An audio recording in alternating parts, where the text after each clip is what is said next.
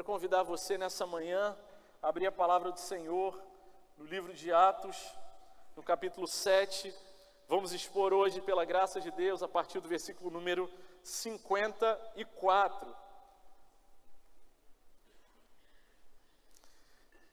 E quis a providência do Senhor que nessa manhã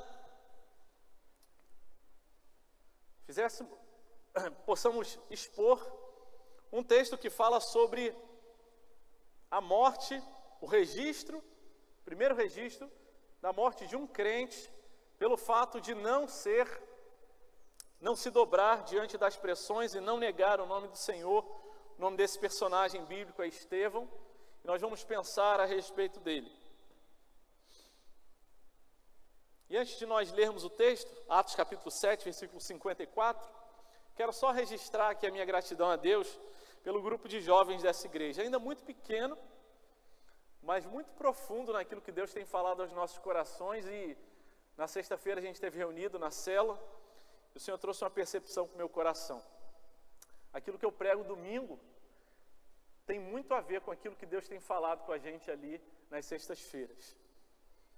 E tem sido tão bom buscar conhecer a vontade de Deus. Eu quero encorajar você, se você não faz parte de uma célula, de um pequeno grupo, você procure isso. A gente tem algumas, ora para que outras possam se formar, que o Senhor continue a conduzir a gente assim, em nome de Jesus. Atos capítulo 7, versículo 54, a palavra do Senhor nos diz: ao ouvirem isto, ficaram com o coração cheio de raiva e rangiam os dentes contra ele. Mas Estevão, cheio do Espírito Santo, fitou os olhos no céu e viu a glória de Deus e Jesus, que estava à direita de Deus. Então disse: eis que vejo os céus abertos e o Filho do Homem em pé à direita de Deus. Eles, porém, gritando bem alto, taparam os ouvidos e unânimes avançaram contra ele e, expulsando da cidade, o apedrejaram. As testemunhas deixaram as capas deles aos pés de um jovem chamado Saulo, e enquanto o apedrejavam, Estevão orava dizendo: Senhor, recebe o meu espírito. Então, ajoelhando-se, gritou bem alto: Senhor, não os condenes por causa deste pecado. E depois que ele disse isso, morreu, e Saulo consentia na morte de Estevão. Amém. Esse é um dos textos que, vez ou outra, um pregador luta contra ele durante a semana, dizendo: Deus, eu não quero pregar essas coisas. Deus, eu não quero falar sobre isso. Mas eu não posso evitar trazer aquilo que Deus tem falado ao nosso coração. E nessa providência, dessa pregação expositiva que vai texto após texto, nós precisamos ser obedientes. E falar sobre um homem que morreu defendendo a sua fé é necessariamente falar sobre nossa própria vida e avaliarmos o nosso coração e ver que grau de comprometimento eu tenho tido com a minha fé, com a palavra de Deus, com as coisas de Deus. O texto que nós lemos começa dizendo: ao ouvirem isto o quê? O capítulo 7 de Atos, ele vai falar sobre, vai registrar esse grande discurso de Estevão, trazendo muitas referências do Antigo Testamento. Aliás, o maior discurso e pregação registrado na Bíblia, com o maior número de referências. E ele, que havia sido acusado de estar falando contra a lei, contra Moisés e contra o templo, vem trazendo uma linha de argumentação, dizendo: não, eu não estou falando contra a lei, tampouco contra o templo, menos ainda contra Moisés. E ele começa o seu discurso falando no começo de Atos: irmãos e nossos pais. E ele começa falando sobre Abraão, e vai falando sobre os patriarcas, fala sobre Isaac, Jacó, fala sobre José. Depois ele fala sobre ali à frente o povo que foi levado para o Egito. E ali no Egito, tendo sido livrado da fome, passou o tempo, o faraó morreu e veio um outro faraó que não conhecia o povo. E aí então a opressão vem sobre aquele povo que estava ali no Egito, o povo de Deus. E Deus levanta um libertador, Moisés, um mediador, aquele que seria um instrumento de Deus para libertar o povo da escravidão do Egito. Mas não era ainda um libertador, um mediador perfeito, mas era aquele que apontava para o mediador perfeito, Cristo Jesus.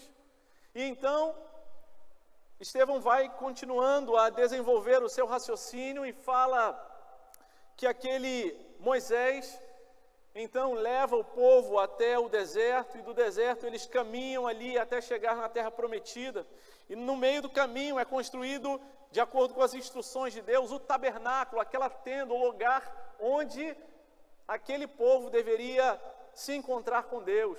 Moisés é também aquele que recebe a lei de Deus, registra ali nas tábuas dos 10 mandamentos todo o decreto, toda a prescrição de Deus para aquele povo, e eles ali, caminhando no deserto, chegam à terra prometida, e falam, conquistem essa terra, expulsem esses povos, e tempos depois, então, Deus traz ao coração de um homem imperfeito, mais um mediador imperfeito, Davi, e fala, é tempo de construir um templo, uma construção mais definitiva, e Davi começa a preparar os materiais, e começa a organizar as coisas, mas Deus fala, não será você quem vai construir, Davi, mas o seu filho Salomão. Então Salomão constrói aquele templo, um edifício feito de pedras, mas ainda um templo provisório. E Salomão mesmo diz, quem é que pode construir uma casa tão grande que possa conter o nosso Deus? Nem céus e os céus dos céus podem conter o nosso Deus. Havia ali também uma expressão daquilo que viria a ser em definitivo, o templo definitivo de Deus.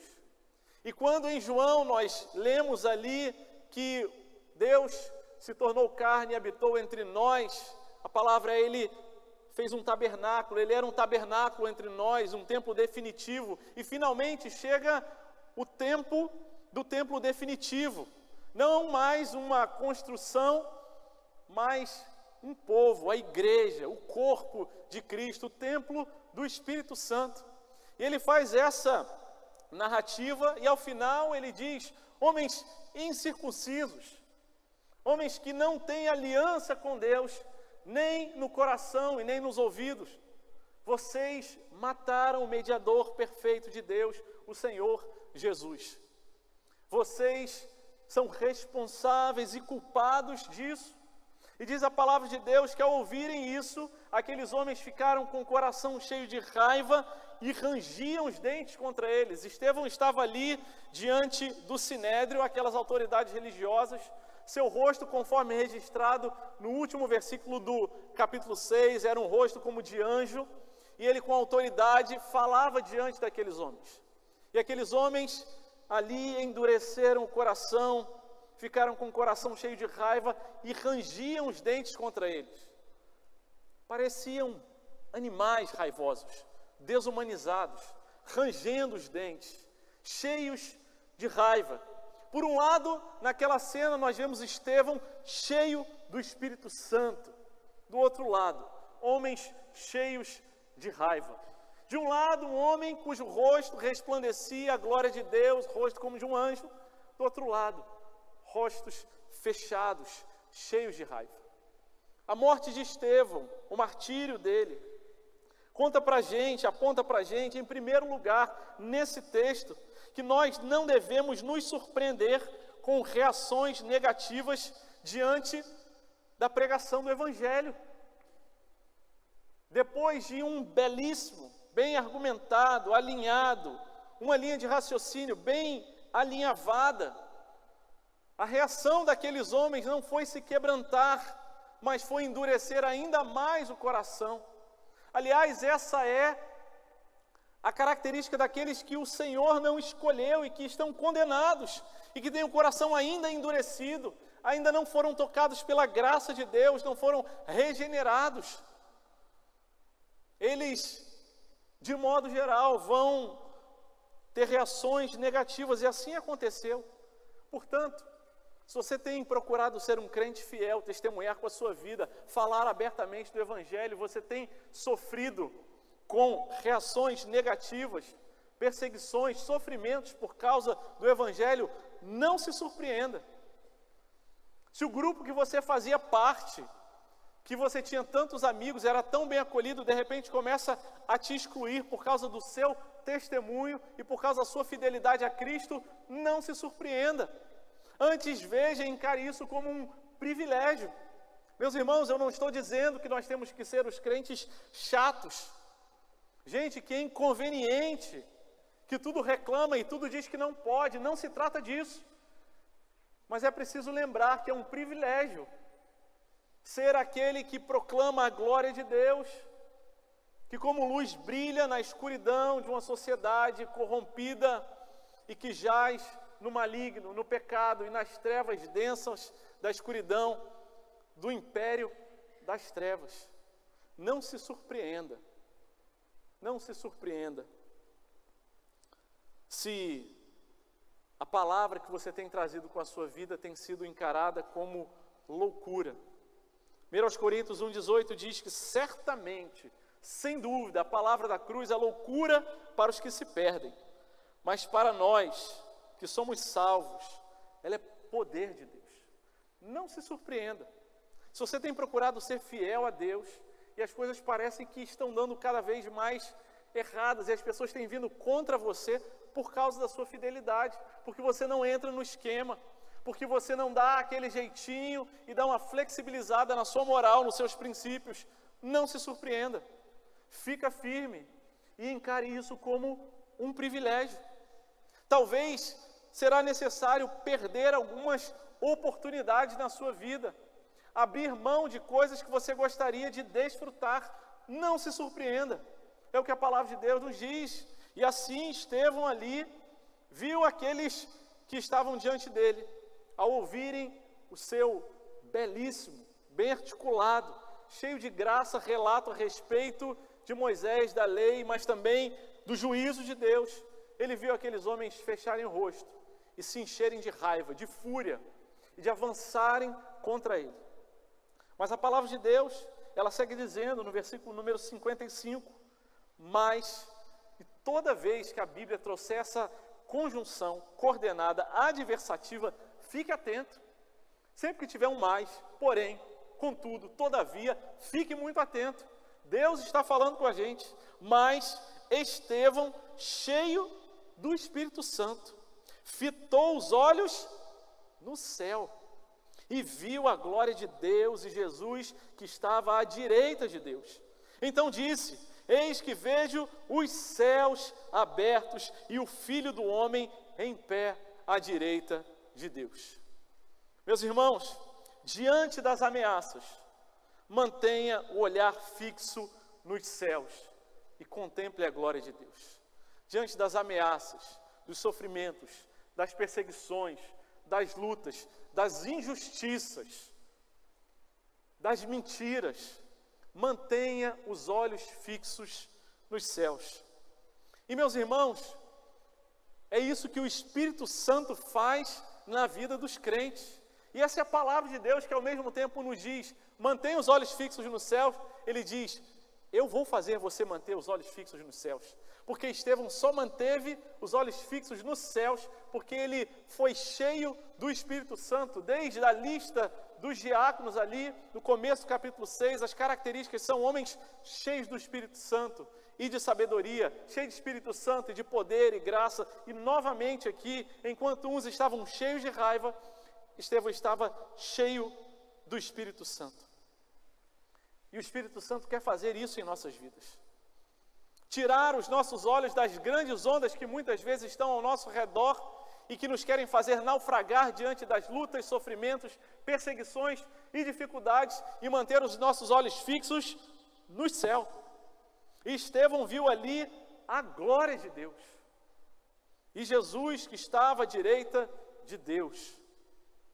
E é isso que Deus quer fazer com a gente, diante das lutas, das perseguições. Ele quer nos ajudar a continuar olhando fixo para os céus, para as coisas que são eternas. Para que a gente não esqueça que a nossa leve e momentânea tribulação não pode se comparar com a glória do porvir. E foi a respeito disso que nós acabamos de orar.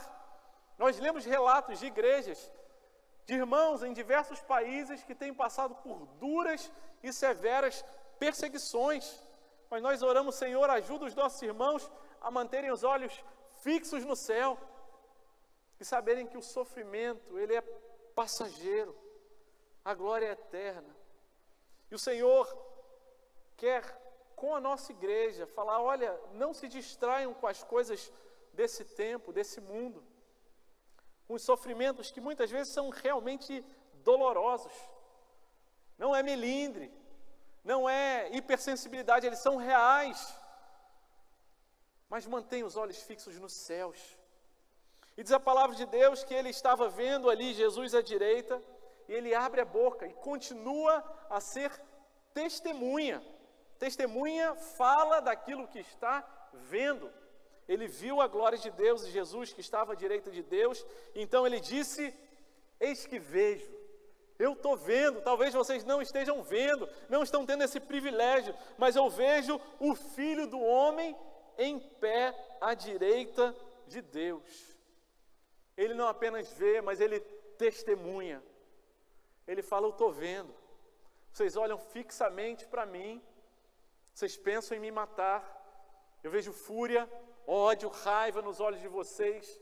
Eu sei o que acontece com aqueles que se levantam, aqueles que têm pregado a palavra de Deus, eles têm sofrido perseguições. Mas eu vejo o meu advogado à direita de Deus. E é interessante, vários comentaristas ressaltam o detalhe de Estevão ver Jesus em pé à direita de Deus. A impressão que nos passa esse texto é como se Jesus estivesse levantado ali da sua glória e estivesse dizendo: vem, meu filho, fica firme, eu estou esperando você. Teu tempo de sofrimento aí está terminando. São os últimos momentos. E o Senhor, de igual maneira, nessa manhã, diz para você: meu filho, minha filha, eu estou aqui intercedendo por você e esperando por você. Eu estou com 45 anos, eu tenho pensado isso com alguma recorrência nas últimas semanas, não sei porquê. Pegando de modo geral aí a ideia da média de idade das pessoas, talvez eu esteja mais ou menos na metade da minha vida. Se eu chegar até 90 anos, tiver mais 45 anos, eu tenho esse tempo de vida. Minha avó faleceu com 100 anos, então estou na metade da minha vida. Talvez não. Talvez seja esse o último sermão que eu vou pregar na minha vida. E a gente precisa viver nessa perspectiva de que o tempo que a gente tem, ele é limitado. E lembrar que o Senhor, ele nos espera. E ele está dizendo para você: eu estou aqui, de pé, esperando. E o sofrimento que você passa é passageiro. Aguenta firme mais um pouco. Eu estou segurando a sua mão. Eu estou esperando você. E eu tenho propósito no sofrimento que você está passando. Eu não estou distraído, cochilando, mas eu estou de pé e atento. Faz nos lembrar o que está escrito em João, capítulo 11, versículo 40, quando ali muitos choram ali diante da morte de Lázaro, o Senhor Jesus chega e consola aquele povo e diz: eu não disse para vocês que se vocês crescem, veriam a glória de Deus? E aqui nós vemos Estevão, homem cheio de fé e cheio do Espírito Santo, crendo e vendo a glória de Deus. E a minha oração, que o Espírito Santo continue a encher essa igreja. E eu tenho orado por isso. Eu tenho refletido, eu não tenho uma resposta final, mas eu tenho pensado: Senhor, existe outra forma de ser cheio do Espírito Santo a não ser atravessando vales de sofrimento, dias de angústia? Eu não sei. Parece-me que não. E nós queremos muito ser cheios do Espírito Santo. Será que a gente está disposto a falar: Senhor, faz a tua vontade, qualquer que seja ela, ainda que difícil seja ela na minha vida? Fato é que Estevão era um homem cheio do Espírito Santo e viu a glória de Deus, e viu a Jesus, não como alguém que ouviu falar, mas alguém que experimentou na vida dele. Eu falo e eu oro ao Senhor que essa igreja, essa comunidade, que o Senhor me dê a responsabilidade de pastorear, possa também experimentar da plenitude do Espírito Santo, relacionamentos sarados, redimidos, mentes, memórias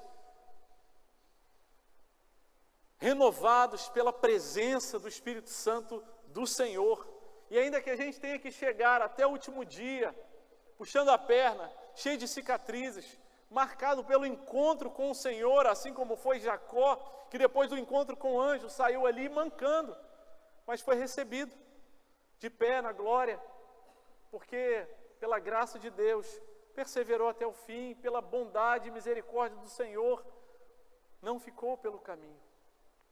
Que assim o Senhor nos dê graça para continuar olhando fixamente para o autor e consumador da nossa fé.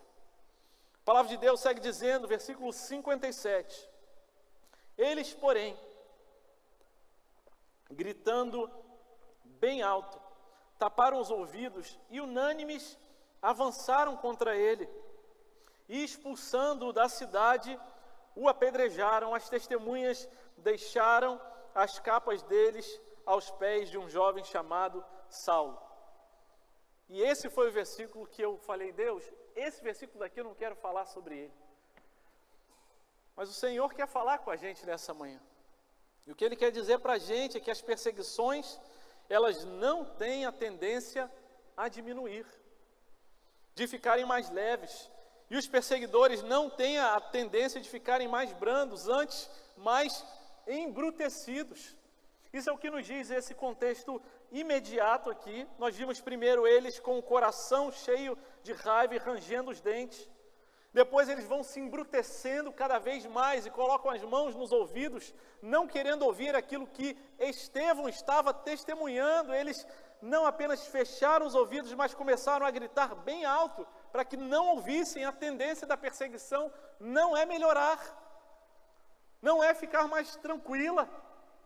Antes, a tendência é piorar. E se tem uma marca do livro de Apocalipse é que a igreja certamente sofrerá. E meus irmãos, com temor e grande temor, eu digo, talvez a nossa igreja brasileira, da Barra, ainda esteja tão relutante, porque a gente tem vidas tão confortáveis, tranquilas, com tanta liberdade. É com grande temor e tremor que eu digo isso. Eu não oro dizendo, Deus, manda perseguição, manda sofrimento, mas eu não posso desprezar o pedido de oração dos nossos irmãos da igreja perseguida. Não orem por livramento, mas orem para que Deus nos fortaleça. E nós vemos isso no livro de Atos. A perseguição começa depois da cura de um coxo. E Pedro e João, no começo apenas dois, passam a noite num cárcere, ali numa prisão, praticamente num quartinho, para chegar no dia seguinte e ali serem avaliados e ameaçados apenas. Mas a perseguição, ela vai aumentando, e na cena seguinte, no capítulo 5, nós vemos não apenas Pedro e João, mas todos os apóstolos, não sendo lançados num quartinho de passar a noite, mas na prisão pública, presos ali com criminosos, com gente perigosa. E no dia seguinte, eles são de novo ali ameaçados, mas não apenas ameaçados, mas açoitados. A perseguição está aumentando. E aqui nós vemos aquele que vai ser apedrejado, não apenas ameaçado, não apenas açoitado, mas apedrejado. Meus irmãos, a perseguição não diminuirá, é o que o Senhor nos está dizendo. Não espere que aquele que te magoou vai procurar você e pedir perdão. Ele não vai. E é difícil ouvir isso, mas o Senhor está com a gente. Não espere que as coisas melhorem, o Senhor está com a gente. Não espere que as coisas fiquem mais fáceis, mas tenha certeza, o Senhor está com a gente. A gente quer que as coisas se resolvam, que os relacionamentos encontrem paz, mas não esperem por isso. Mas tenham certeza, o Senhor está com a gente.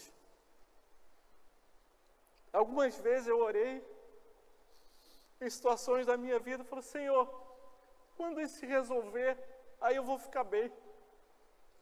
E amados irmãos falaram, André, não espera isso, não vai acontecer, não vai, mas o Senhor vai te dar graça, e Deus dá, Ele vai dar graça para você também.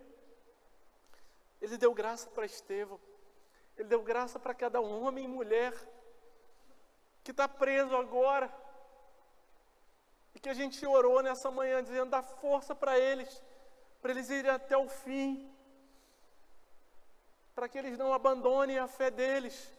Senhor, ajuda, e dá graça para a gente, não ficar esperando que as coisas nesse mundo se resolvam, elas não vão se resolver nesse mundo, mas fica firme, o Senhor que começou a boa obra, o pioneiro da agonia, aquele que segura na nossa mão, atravessa o vale escuro e profundo com a gente.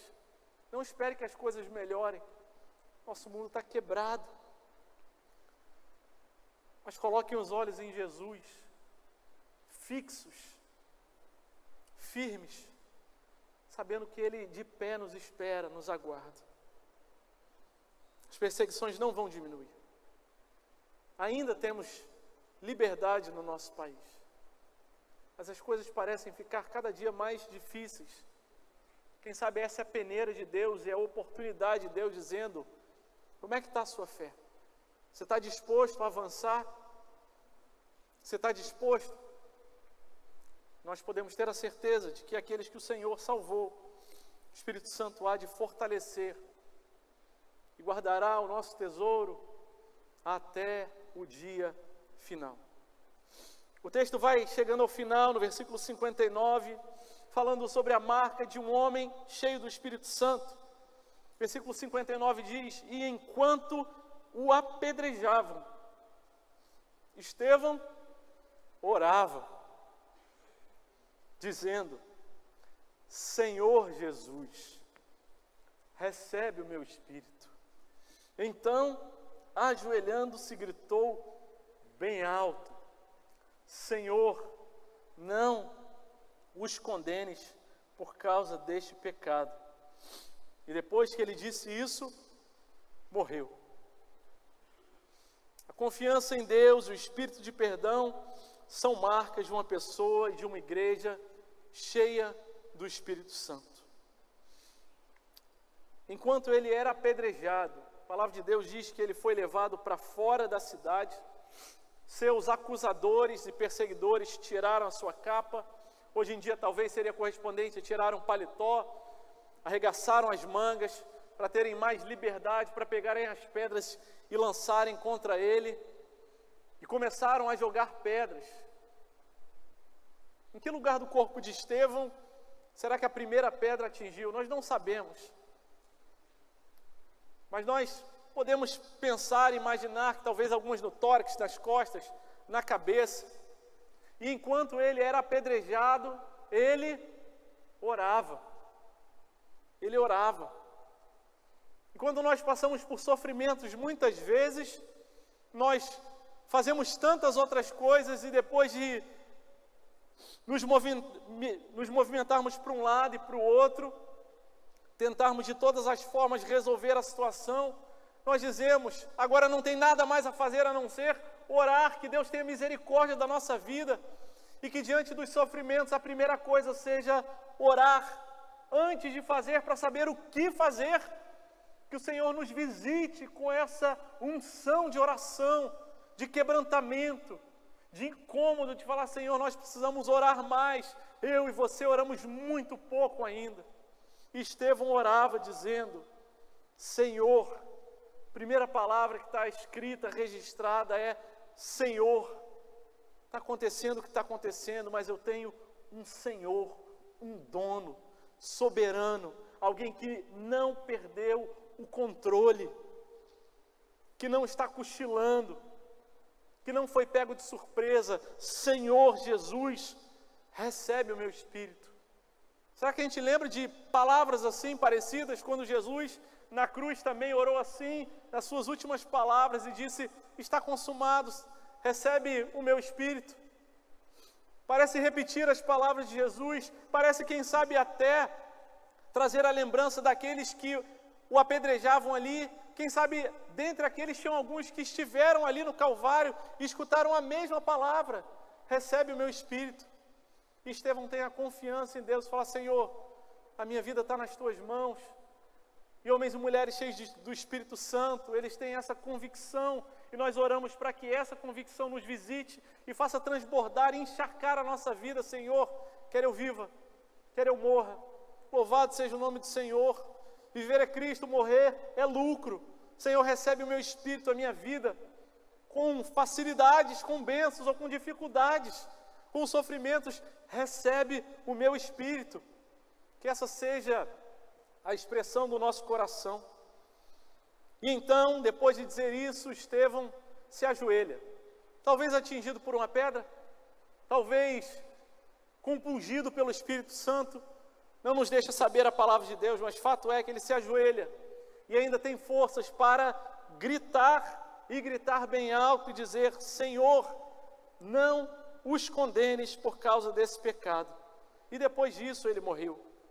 A marca do crente cheio do Espírito Santo é alguém que tem profundo, vivo, efetivo, ativo, transbordante espírito de perdão. É a última palavra registrada de Estevão: Senhor, não condena, perdoa eles.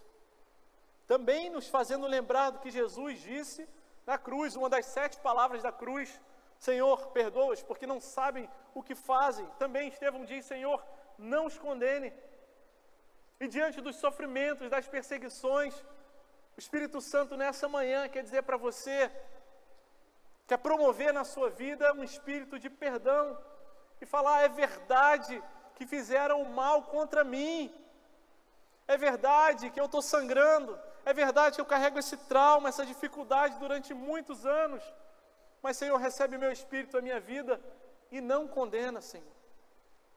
As coisas não vão melhorar, as pessoas não vão vir pedir perdão para você, elas não vão querer acertar as coisas, mas Deus nos dá força para perdoar, independente do que fizeram conosco. Senhor, não os condenes por causa desse pecado. E depois disso, Estevão chegou